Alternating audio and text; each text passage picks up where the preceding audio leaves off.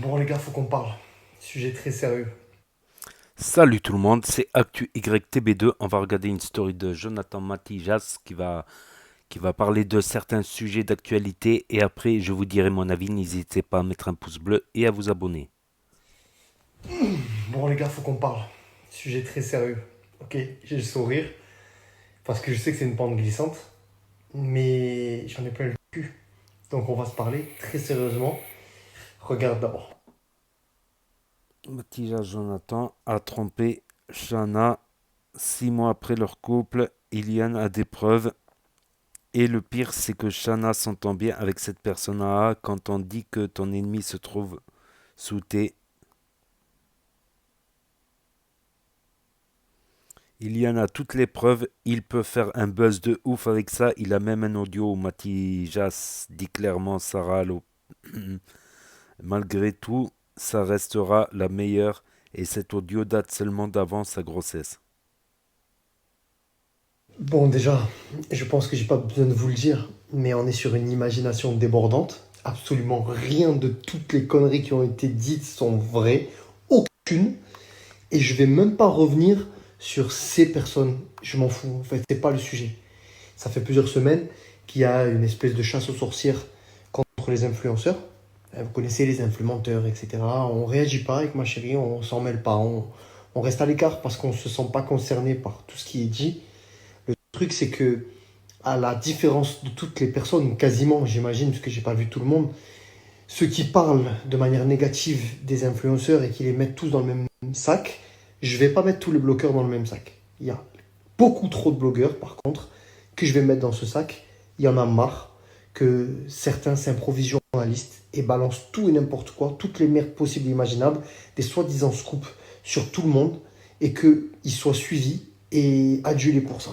J'en ai marre d'entendre tous ces soi-disant blogueurs critiquer les influenceurs et ne jamais se remettre en question, jamais remettre en question ceux qui se prennent pour des blogueurs. Parce qu'il y en a des bons, mais il y en a beaucoup de mauvais. Il y en a beaucoup qui se pensent tout permis, qui se cachent derrière la liberté d'expression pour dire tout et n'importe quoi, pour balancer tout et n'importe quoi sans preuve, pour un seul intérêt, le leur, pour simplement avoir des vues. Pourquoi? Pour flatter leur ego, peut-être pour des fins commerciales, peu importe. En tout cas, la finalité, elle est très souvent grave. Parce qu'il y a des choses qui sont dites qui sont dégueulasses, comme les choses que je vous ai montrées. Il y en a encore d'autres qui peuvent être désastreuses, qui peuvent tuer la vie de quelqu'un, qui peuvent faire très mal. Et je trouve ça anormal. Je trouve ça très dangereux, ok? Et je trouve bizarre et dommageable qu'on n'en parle pas assez, qu'on ne le critique pas assez. Au contraire, on soutient ces gens, on leur donne de la force et on les pousse à continuer. Et moi, j'en ai marre, j'ai envie que ça s'arrête. Donc là, qu'est-ce qui a marqué encore? Je vais mettre pause. Matijas est un crevard. Quand il était avec Sarah, c'est elle qui lui a tout payé. C'était un michto, les restos, les hôtels. Tout était soit l'argent de Sarah, soit les partenaires de Sarah. Même le gazole, c'est elle qui lui mettait. Il lui a même forcé à acheter un bracelet pour l'anniversaire de sa sœur alors qu'elle ne la connaissait pas encore. Un cadeau à 3K. Un jour, la mère de Matijas lui demande de faire des courses car c'était la crise. Matijas a demandé à Sarah alors qu'il avait de l'argent, lui, mais non, elle gagnait beaucoup plus, alors il en a profité. C'est pas un homme, c'est une Ce mec, méfiez-vous de ce cassos.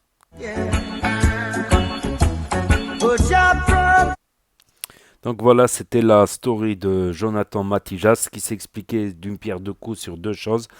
D'une part sur les accusations de tromperie envers sa femme Shana, qui a perdu un des jumeaux. Ça devait être une très dure épreuve, je suppose. Ça devait être pas facile à vivre, à tout ça.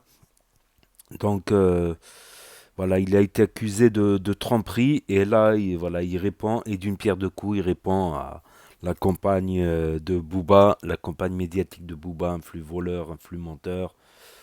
Voilà, moi je dis, il y en a qui ne savaient pas, et il y en a qui le savaient. Il y en a qui le savaient, qu'ils ont même refait. Donc bon, qu'est-ce que vous voulez faire? Je pense que ça prouve. Il y a des influx voleurs, c'est pas la majorité, on va dire, c'est pas tous. Mais je sais que certains influenceurs ne roulent pas sur l'or, comme ils le prétendent. Et voilà, de là à pratiquer des activités commerciales mensongères ou douteuses ou carrément partager des escroqueries, ça commence à devenir grave. À la limite, 50 euros, ça va. En 50 euros, même 50 euros, tu sais, c'est beaucoup. Ça peut permettre à un smicard, que je raconte un smicard, un RMiste, voilà, c'est le RSA, quelqu'un qui touche le RSA. Il y a des escroqueries aussi à 500 euros, ça c'est dramatique pour un smicard. Il va payer son loyer, il va pratiquement rien lui rester. Donc, s'il y en a qui sont tentés par ces sortes de jeux, de je sais pas quoi, de tout ça, sachez que vous pouvez perdre. Ne mettez pas l'argent qui va vous servir pour les courses, le loyer, tout ça. C'est vrai qu'il y a très peu de pensées pour ces victimes, malheureusement, il y en a. Et ça fait des gens qui s'écarteront des réseaux sociaux, qui, voilà, c'est compréhensible d'un côté, mais ça fait du mal à l'ensemble de, voilà. Et c'est dommage parce que voilà, en fait, le monde de l'influenceur est assez balbutiement, on va dire, il y a plusieurs années. Voilà, en fait, déjà YouTube, c'était monétisable à partir de 2013, il me semble, si je dis pas de conneries. Donc, ça a un peu commencé vers cette zone-là, on va dire 2013, 2014, c'est un peu. Donc voilà, le monde de l'influence, c'est un monde jeune, voilà, mais bon, on a des preuves que certains le savent très bien et qui continuent, d'autres, ils le savaient pas. Mais voilà, faut mieux vérifier, voilà. Des fois, faut mieux gagner petit, mais à long terme, on va dire. C'est risqué, voilà. Sauf pour quelques-uns, voilà, on sait pourquoi. Mais sinon, pour le reste des influenceurs, c'est un gros risque pour son avenir d'influenceur, quoi. Surtout que quand tu commences la vidéo sur le net, en général, tu peux pas t'arrêter, c'est une drogue.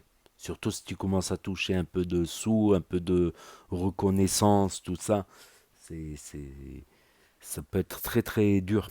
Ça peut être très très dur, voilà. Donc n'hésitez pas vous à me dire ce que vous en pensez dans les commentaires. Je lirai, à mettre un pouce bleu, à vous abonner, à cliquer sur la cloche.